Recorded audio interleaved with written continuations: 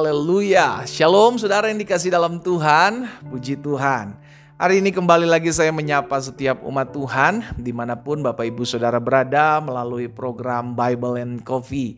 Saya rindu melalui program ini setiap kita umat Tuhan tetap terus kuat menghadapi badai, tetap terus fokus kepada Tuhan bukan kepada masalah, dan tetap terus maju untuk meraih janji Tuhan dalam kehidupan kita. Karena itu saya juga mengajak setiap umat Tuhan yang sudah terberkati melalui program Bible and Coffee ini, bagikan kembali renungan singkat ini sehingga hidup kita boleh menjadi berkat buat banyak orang.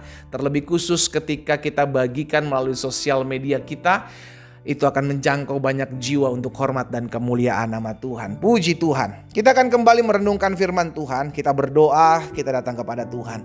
Bapa, dalam nama Yesus kami mengucap syukur karena hari-hari hidup kami aman dalam tangan Tuhan. Tuhanlah yang memelihara kami, sungguh kami tidak kekurangan suatu apapun yang baik dalam kami mengiring Tuhan. Dan hari ini kami kembali rindu untuk merenungkan sebagian daripada firman-Mu. Roh Kudus urapi kami dengan roh hikmat dan wahyu sehingga kami mengerti akan kebenaran. Dan biarlah kebenaran ini yang memerdekakan hidup kami. Di dalam nama Yesus Kristus Tuhan kami berdoa. Haleluya. Amin, amin. Puji Tuhan. Saudara yang dikasih dalam Tuhan, suatu kali Raja Israel yakni Yoram. Siapa Yoram? Yoram adalah anak dari Ahab dan Isabel. Saudara yang dikasih dalam Tuhan, orang-orang yang tidak takut akan Tuhan ini mengadakan peperangan dengan orang-orang Moab gitu kan. Dan Raja Israel yakni Yoram ini dia mengajak juga Raja Yehuda yakni Yosafat. Raja Yehuda atau Yosafat ini adalah seorang yang takut akan Tuhan, seorang yang mengandalkan Tuhan. Jadi dua orang raja ya kan dari Israel Selatan dan Israel Utara ini bergabung bersama-sama untuk menyerang orang Moab. Saudara yang dikasih dalam Tuhan. Kita lihat sama-sama dalam 2 Raja-Raja pasal 3 ayat 9 dan ayat 11. Kita lihat karena ada satu pembelajaran yang akan kita lihat sama-sama, yang kita pelajari sama-sama. Maka berjalanlah Raja Israel dan Raja Yehuda dan Raja Edom, tetapi sesudah mereka keliling 7 hari perjalanan jauhnya, maka tidak terdapat air untuk tentara, untuk hewan yang mengikut mereka. Saudara yang dikasih dalam Tuhan. Jadi ketika mereka berjalan untuk menyerang orang Moab ini, mereka melalui padang gurun Edom. Saudara yang dikasih dalam Tuhan, 7 hari mereka berjalan. Mereka haus dong, mereka manusia, mereka haus. Ada hewan-hewan di sana mengikuti mereka, mereka haus. Tetapi apa yang terjadi? Mereka tidak mendapatkan air. Mereka tidak mendapatkan air, mereka kesusahan air. Nah, apa yang terjadi di ayat selanjutnya? Lihat perkataan Raja Israel yakni Yoram. Raja Israel adalah raja yang tidak takut akan Tuhan karena dia dari keturunannya Ahab ya saudara ya. Apa perkataan dia? Ayat 10. Lalu berkatalah Raja Israel ini, wahai Tuhan telah memanggil ketiga raja ini untuk menyerahkan mereka ke dalam tangan Moab. Mereka menyerah. Perkataan Raja Israel yakni Yoram ini menyerah. Perkataan kehilangan pengharapan saudara. Orang kalau gak takut akan Tuhan, perkataannya itu lemah.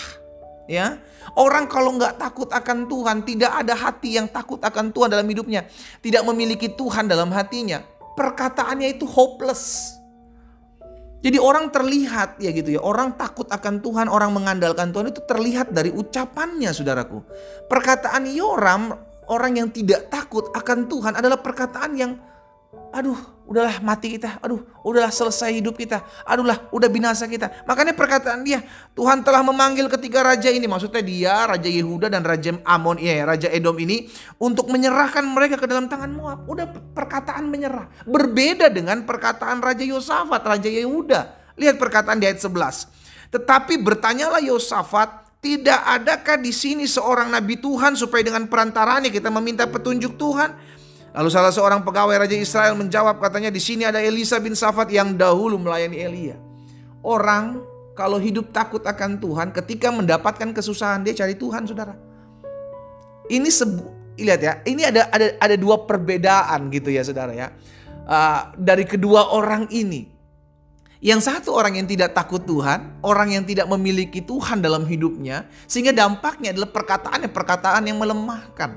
Perkataan yang membuat tawar hati, perkataan yang hancur hati gitu, menghancurkan hidupnya dan orang-orang yang mengikutinya, orang-orang yang di sekelilingnya. Berbeda dengan orang yang hidup takut akan Tuhan, orang yang hidup memiliki Tuhan. Perkataannya jelas, dia langsung cari Tuhan. Oke, ayo kita cari Tuhan. Sehingga dengan demikian terlihat perbedaannya saudara yang dikasih dalam Tuhan. Dan dampaknya kalau kita baca selanjutnya saudara yang dikasih dalam Tuhan. Maka ada nubuatan dari Elisa yang terjadi saudara yang dikasih dalam Tuhan. Tentang bagaimana Tuhan suruh mereka membuat parit-parit gitu kan. Sehingga akhirnya dari parit-parit itu sekeliling tidak ada air. Tetapi khusus di parit-parit itu dikasih air oleh Tuhan. Kenapa? Karena ada orang yang mencari Tuhan. Hari ini dimanapun saudara berada, engkau lihat keadaan apapun yang engkau hadapi. Jangan sekali-kali engkau memperkatakan apa yang melemahkan imanmu. Justru itu membuktikan bahwa engkau sejatinya sudah tidak lagi mengandalkan Tuhan. Ayo buat seperti Raja Yosafat, cari Tuhan. Kenapa? Karena yang memberi hidup itu bukan air. Nah di sini yang saya mau bagikan adalah mereka akhirnya mendapatkan air saudara. Ya, mereka akhirnya mendapatkan air. Air bisa memberikan manusia kehidupan, tetapi kehidupan sesungguhnya itu berasal dari Tuhan. Yosafat mencari sumber hidupnya. Yosafat mencari Tuhan sehingga akhirnya mendapatkan kehidupan. Karena Tuhan adalah sumber kehidupan. Tetapi berbeda dengan Raja Yoram, raja yang tidak takut akan Tuhan ini.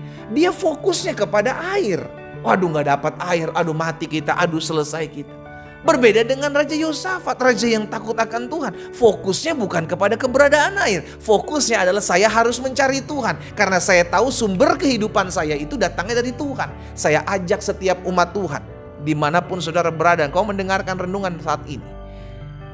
Apapun keadaan hidupmu, itu seharusnya tidak bisa menentukan setiap keberadaan kita. Gak bisa menentukan keberadaan kita. Karena yang menentukan keberadaan kita itu ada di tangan Tuhan. Karena itu carilah Tuhan. Engkau tidak mau cari Tuhan, Tuhan tidak rugi saudara. Ya, saya ulangi sekali lagi. Engkau tidak mau cari Tuhan, Tuhan tidak rugi. Yang rugi adalah diri kita. Kenapa? Kita yang akan mengalami kesusahan. Kita yang akan mengalami keterpurukan. Kita yang akan mengalami kehancuran. Kenapa? Karena di luar Tuhan kita gak bisa buat apa-apa. Tuhan sumber kehidupan. Tapi pada akhirnya memang Tuhan sendiri yang akan memberikan pilihan kepada kita. Kalau engkau mau cari Tuhan, maka engkau mau cari aku, maka aku akan berikan kehidupan. Carilah Tuhan, maka engkau akan hidup. Amin. Sekarang keputusan ada di kita. Engkau diperhadapkan dengan keadaan apapun, ayo.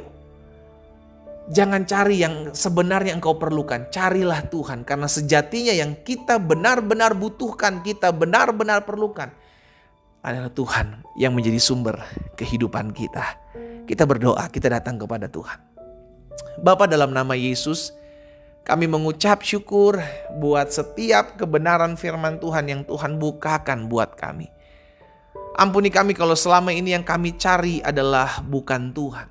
Yang kami cari adalah apa yang menjadi keperluan keseharian kami. Tapi hari ini melalui kebenaran firman Tuhan kami dibukakan bahwa semua itu berasal daripada Tuhan. Kehidupan kami milik Tuhan. Tuhanlah yang memberikan kami hidup. Itu sebabnya biarlah hati kami selalu melekat kepada Tuhan, bukan kepada pemberian-Mu ya Tuhan.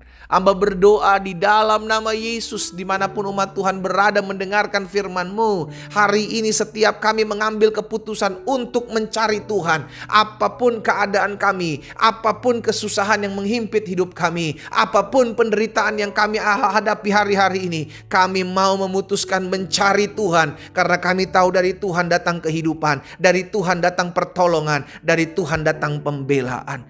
Hamba berdoa buat umat-Mu di dalam nama Yesus. Dimanapun mereka berada Tuhan jamah. Kalau ada yang sakit hari-hari ini, Bapa, hamba berdoa sebab hamba percaya ada tertulis. Disampaikan firman, disembuhkan mereka yang sakit. Hari ini dalam nama Yesus, mereka yang mendengarkan firman Tuhan, yang sedang mengalami kelemahan tubuh, dalam nama Yesus oleh bilur-bilur-Mu mereka yang sakit sudah dijamah dan disembuhkan Tuhan. Terjadi kesembuhan, terjadi mujizat hari ini dalam hidup setiap kami. Terima kasih Tuhan Yesus. Mereka yang lemah, mereka yang terpuruk, mereka yang susah, Engkaulah Allah yang menjadi sumber penghiburan bagi setiap kami. Berkat-Mu ada atas masing-masing kami Tuhan. Di dalam nama Yesus Kristus Tuhan kami berdoa dan kami mengucap syukur. Haleluya. Amin. Kita nikmati kopi kita, saudara. Haleluya. Apapun keadaan kita, tetap jawabannya, jalan keluarnya cuma satu, yakni Tuhan itu sendiri. Carilah Tuhan maka engkau akan hidup.